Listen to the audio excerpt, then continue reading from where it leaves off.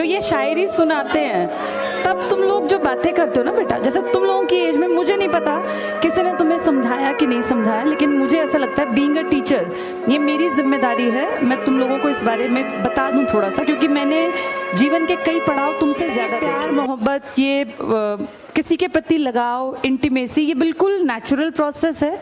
इसमें ऐसा नहीं है कि सिर्फ तुम ही इस उम्र से गुजर रहे हो, तुम्हारे पेरेंट्स, तुम्हारे दादा दादी, हम, अब अगली पीढ़ी तुम, ये एक एहसास है। लेकिन ये खूबसूरत एहसास बेटा कई लोग बहुत गलत तरीके से सोसाइटी में पेश करते हैं। जैसे इंटीमेसी होना, किसी के प्रति लगाव होना, किसी को हम बहुत ज़्यादा पसंद करते हैं, ये खूबसूरती भरे एहसास हैं। और जिसके अंदर प्यार है ना, वो कभी गलत नहीं चल सकता बेटा, जिसको हम रियल में प्यार कहते हैं। प्यार का मतलब ये नहीं कि आप किसी के प्रति फिजिकली एक अट्रैक्शन फील कर रहे हैं। प्यार का मतलब है आप उस इंसान की खूबसूरती को महसूस कर रहे हैं और आप उसको एक अच्छा इंसान बनने में मदद कर रहे हैं। इंसान का मतलब होता है मानवता के लिए जीना, समाज के लिए कुछ बेहतर करना। तो असली प्यार वो है जो आपको आपका बेहतर वर्जन बना दे। आप जिस काबिल हैं, हर आदमी के अंदर ना कोई काबिलियत है। कोई भी लड़की किसी लड़के की लाइफ में अगर है, या किसी लड़की की लाइफ में कोई लड़का है, तो बेटा वो सही है या गलत, इस बात का अंदाजा इस चीज से लगाया करो कि उसके आने से तुम्हारे जीवन में क्या प्रभाव पड़ेगा। वो अगर तुम्हें गलत रास्ता दिखा रहा है या दिखा रही है, क्योंकि आजकल ये प्रॉब्लम सिर्फ लड़कों की नहीं है बेटा, कितने ही लड़के भी बेचारे इस तरह के गलत रिलेशंस का प्रभाव ये पड़ता है कि उन बेचारों की लाइफ स्पॉइल हो जाती है। मैं तो तुम दोनों के कैरेक्टर में दोनों को जज कर सकती हूँ। ये लड़कियों की भी जिम्मेदारी है बेटा, किसी के इमोशंस के साथ खेलना नहीं होता। किसी रिलेशन में अगर तुम आओ तो इस बात को मानो बेटा। अब देखो, बातचीत नहीं करो, ये बातें तुम्हारे माँ बाप कभी नहीं समझाएंगे जो गलत है। मेरी बेटी खुद भी बड़ी हो रही है, मैं अपनी बेटी को भी ये सलाह देती हूँ। तुम उससे बड़े हो इसलिए तुम्हें थोड़ा सा और डिटेल में बात कर रही हूँ।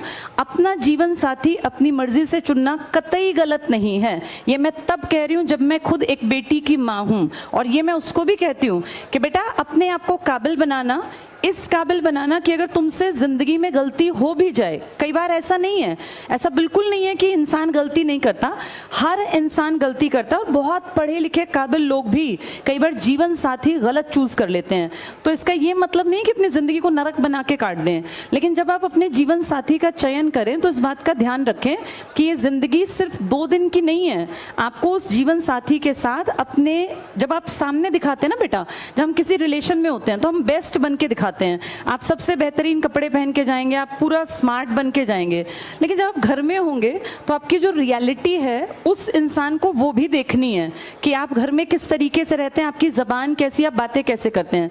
तो इसलिए किसी रिलेशनशिप में जब आओ तो इस बात को समझ के आना कि ये 4 दिन निभाने का रिश्ता नहीं है, ये जिंदगी भर निभाना है। और इसके बाद आपकी जो अगली पीढ़ी तैयार होगी, आप दोनों के अंदर वो गुण होने चाहिए जो अच्छे इंसान हम समाज को देके जाएं। ये 4 दिन में किसी की शक्ल देख के कोई अच्छा लगना, या महज किसी के पास बाइक है या गाड़ी है इसलिए कोई अच्छा लगना, ये लड़के लड़की दोनों के लिए कह रही हूँ, ये ठीक नहीं है बेटा। ठीक ये है कि मैं खुद काबिल बनूं, ये सब लड़कियों के लिए लड़कों के लिए भी है। अपने आप को काबिल बनाओ।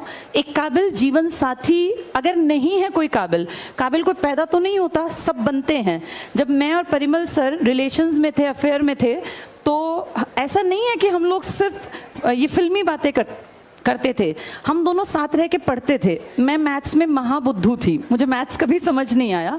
ये कहीं ना कहीं मेरा एक बचपन में एक डर बैठ गया था मैथ्स के टीचर का, जबकि मैं बाकी सब सब्जेक्ट्स में बहुत परफेक्ट थी। मेरे साइंस में 100 में से 95 नंबर थे। तब CBSE में 25 नंबर का इंटरनल पेपर होता था और 75 नंबर का बाहर का।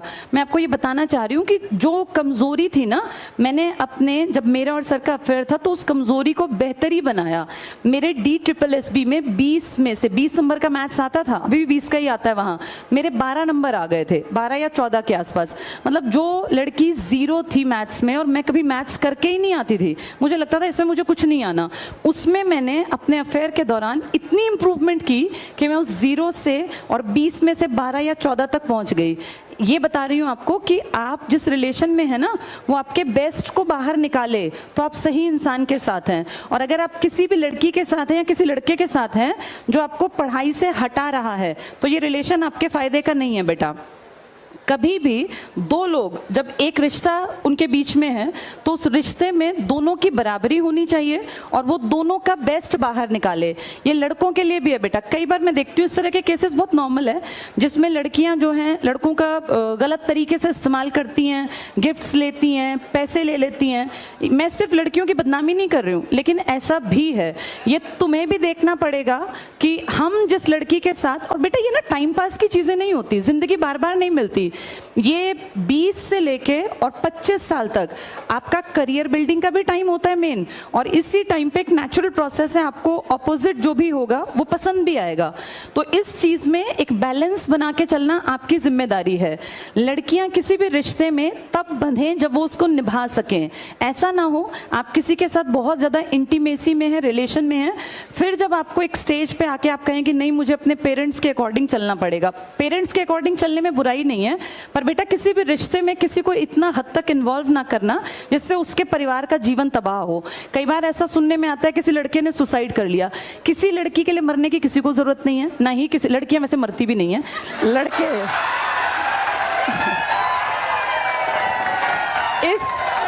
इस मामले में लड़के थोड़े ज्यादा इमोशनल हो जाते हैं बेटा। जैसे कई बार हम सोचते हैं कि लड़कियां इमोशनल हैं, लड़के भी बहुत इमोशनल होते हैं। और मैंने तो लड़कों को अपने लाइफ में हर रूप में देखा, पिता के रूप में, भाई के रूप में, हस्बैंड के रूप में, बेटे के रूप में। इसलिए मैं बता रही हूँ कि किसी के इमोशंस के साथ खिलवाड़ नहीं करना चाहिए।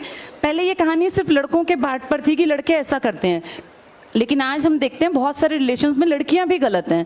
ये सबको मिलके समझना है। एक खूबसूरत रिश्ता वो है जिसमें बराबरी का एहसास हो, कोई किसी को बेवकूफ ना बनाए बेटा। ये विश्वास पे टिकती हैं चीजें, और ट्रस्ट दोबारा नहीं पैदा होता। किसी भी इंसान पे दोबारा ट्रस्ट नहीं होगा।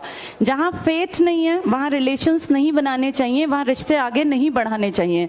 रिश्ता सबसे खूबसूरत वो है जो आपके बेस्ट को बाहर निकाले। अगर आपको कोई पढ़ाई से रोकता है, कोई आपको ये कहे कि चलो चैटिंग कर लेते हैं, पढ़ाई बाद में हो जाएगी, तो वो तो ये सोचो तुम्हें पीछे ले गया वो, चाहे वो लड़का है चाहे लड़की है। होना ये चाहिए कि तू अपने इतने चैप्टर तैयार कर, मैं अपने इतने चैप्टर तैयार करूं, इसके बाद टाइम मिला तो हम बात करेंगे, नहीं तो फिर हम कल और स्पीड बढ़ा के अपनी चैप्टर्स को पूरा करके फिर बातचीत कर लेंगे। तो इस चीज को समझना, ये तुम्हारी उम्र में ना ये सब चीजें फैसिनेटिंग लगती हैं कि पता नहीं ये क्या चीज है। और बेटा जिनके गर्लफ्रेंड बॉयफ्रेंड नहीं है वो महा खुश हैं, उनको चाहिए पढ़े लिखे और आगे बढ़ें। ये कोई ऐसी चीज नहीं है कि जिसको हवा बना दिया जाए कि अगर हमारे पास कोई रिलेशन नहीं है तो हम पिछड़े हुए हैं, ऐसा बिल्कुल नहीं है। और ईश्वर ने ना आपके लिए जिसको चुना है वो आपको अपने आप मिल जाना है। बस आप अपने लक्ष्य पे फोकस रखो कि पढ़ना है, लिखना है, काबिल बनना है। All the best.